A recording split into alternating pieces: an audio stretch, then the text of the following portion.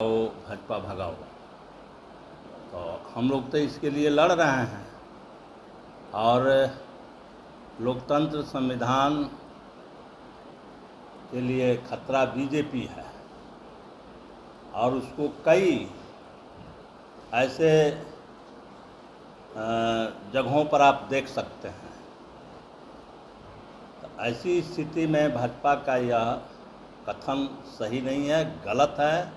हम लोग उसको गलत करार देते हैं। दूसरी बात जो मैं कहना चाहता हूँ कि हम लोग भी 35-36 वर्ष से आंदोलन करते आ रहे हैं। पटना में बहुत सारे उग्र आंदोलन किए हैं जनता के सवाल पर, लेकिन प्रदर्शनकारी लाल मिर्ची का पाउडर लेकर के नहीं आया और पुलिस पर वो पाउडर का इस्तेमाल नहीं किया। तो बल्कि ये सबसे बड़ा लोकतंत्र के लिए खतरा है कि जब हम जनता के मुद्दों पर आंदोलन करते हैं तो इस तरह के चीज़ों का इस्तेमाल नहीं होता है, लेकिन भाजपा ने ये करके दिखा दिया। दूसरी बात जो मैं कहना चाहता हूँ कि अभी शिक्षकों पर जो सस्पेंड करने की कार्रवाई हो रही है वो गलत है और उसको तुरंत वापस करना चाहिए। शिक्षक लोगों ने अपनी मांग लेकर के आए थे, उसमें जहाँ तक मुझे जानकारी है कि सब लोगों ने छुट्टी लेकर के आया था, उनका सीएल था और छुट्टी पर लोग आए थे, तो कार्रवाई नहीं बनती है। तो ये कार्रवाई वापस करना चाहिए तत्काल।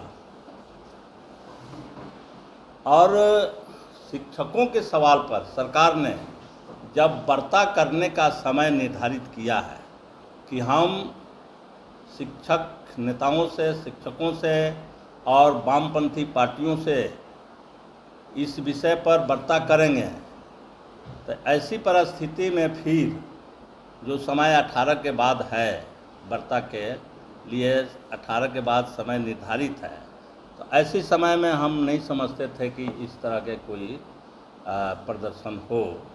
ये अतिरिक्त है और इसलिए हम समझते हैं कि वहाँ ये लोकतंत्र का कोई मामला नहीं है, क्योंकि लोकतंत्र खत्म करने वाले वही लोग हैं। शिक्षक समुदाय जानता है कि ये सवांग कर रहे हैं, ये राजनीति कर रहे हैं, क्योंकि ये कल तक सत्ता में थे तो ये भी लाठियां बरसाने में थे। हमारे पीठ को इन्होंने लहूलुहान किया है और यहाँ तक कह रहे थे कि ऊपर से भगवान आ जाए उतर के तो आपको वेतनमान नहीं मिलेगा, सरकारी कर्मी के दर्जा नहीं मिलेगा।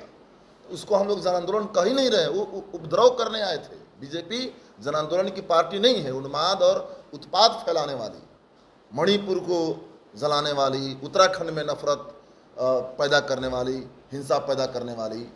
तो इसीलिए हम कह रहे हैं कि आपका जन आंदोलन नहीं था।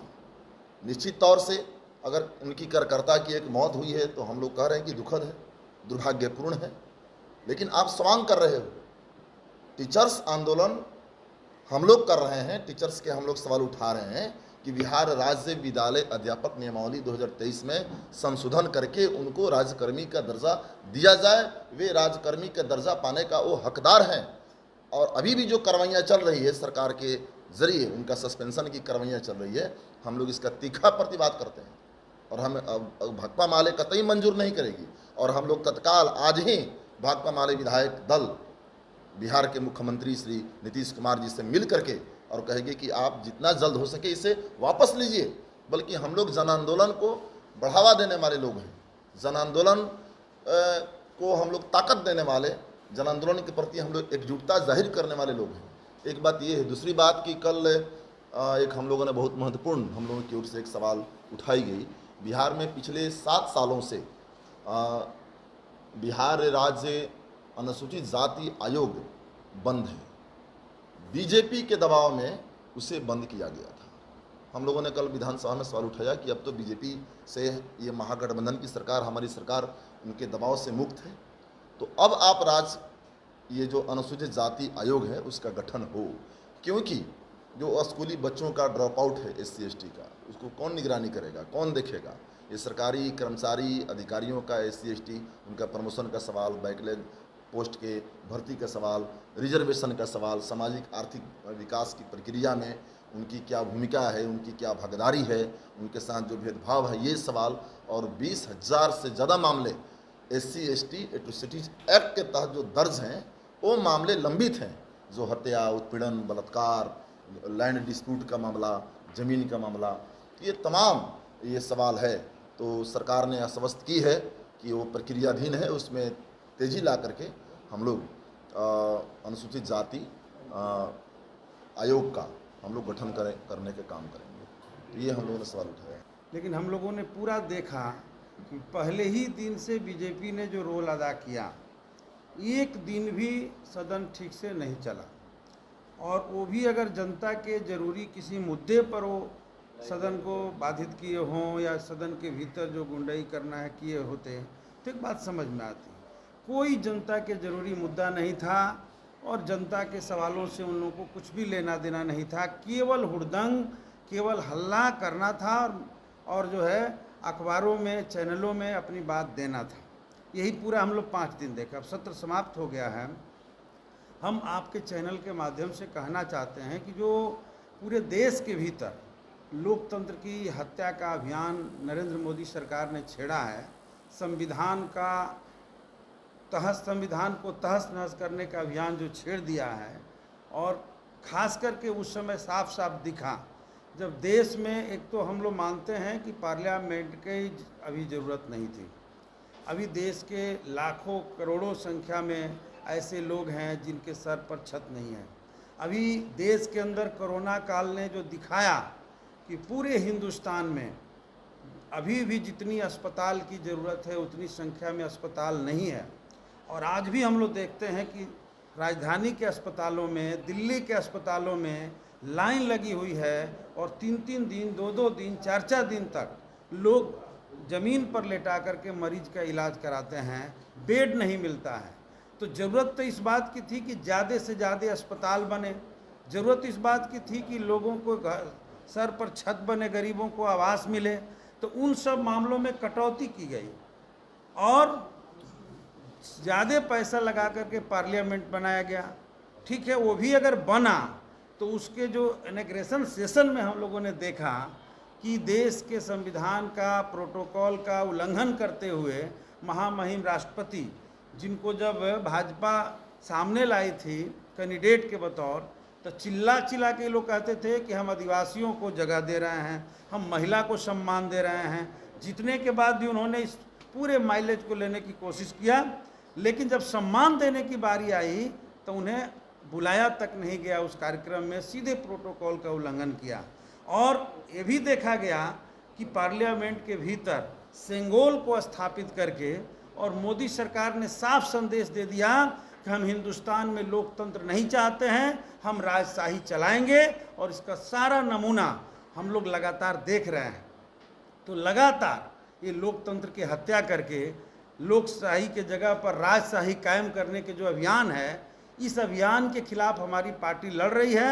और ये लोग हुड़दंग जब कर रहे हैं, मिर्ची फेंक रहे हैं, ईंटा पत्थर चला रहे हैं, तो उस पर अगर लॉ एंड ऑर्डर को मेंटेन करने की कोशिश किया गया तो कह रहे हैं कि लोकतंत्र की हत्या हुई है। और लोकतंत्र की हत्या का अगर उस समय पूछा जाए जब विधानसभा में विधायकों को खींच करके और डीएम और एसपी से लात जूते से पिटवाया गया, उस समय ये लोग एक बार भी न विजय सिन्हा बोलते हैं, न भाजपा का कोई नेता बोलता है कि लोकतंत्र का उल्लंघन हुआ है। और आज अपने ऊपर आया तो लोकतंत्र का उल्लंघन हो रहा है। इसलिए हम लोग देख रहे हैं कि राष्ट्रीय स्तर पर भाजपा पूरे देश में अभियान चला करके देश के संवैधानिक संस्थानों का राजनीतिक इस्तेमाल करके और अपने विरोधियों की दबाने की भी कोशिश करती है, डराने की भी कोशिश करती है। और जब से विपक्ष का बैठक बिहार में हुआ है, पूरे भाजपा के अंदर खलबली मचा हुआ है।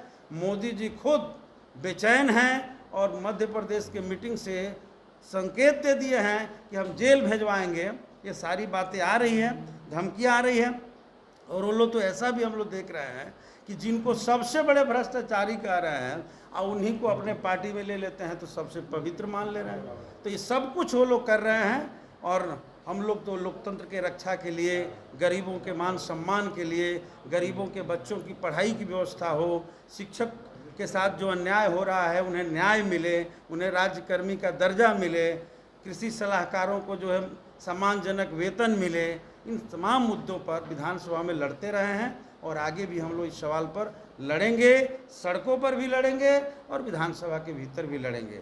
और आने वाले दिनों में जनता को भी जागरूक करके आने वाले 24 में इन लोगों के सारे करतूतों को बताते हुए देश से विदा करने का अभियान भी संचालित करेंगे।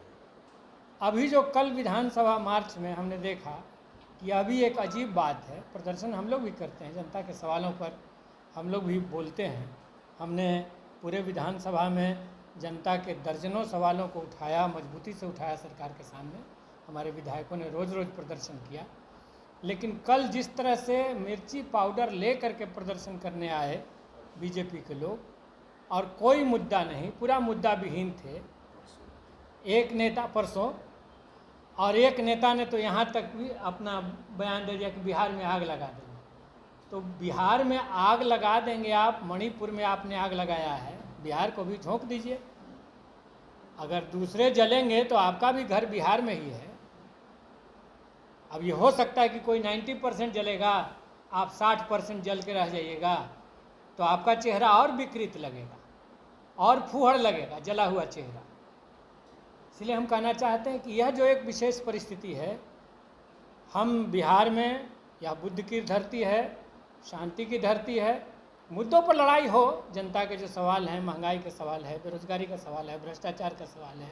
अभी हमने शिक्षकों की मांगों पर विधानसभा के अंदर भी सवाल उठाया, उनके प्रदर्शन में भी हमारे संदीप सौरभ और सारे विधायक गए, उनके पक्ष में वो धरना पर भी बैठे। हमने जो कृषि सलाहकार हैं या अन्य विभिन्न तबकों के पक्ष में लड़ाई में उनका साथ दिया। तो जनता के मुद्दों पर बात हो।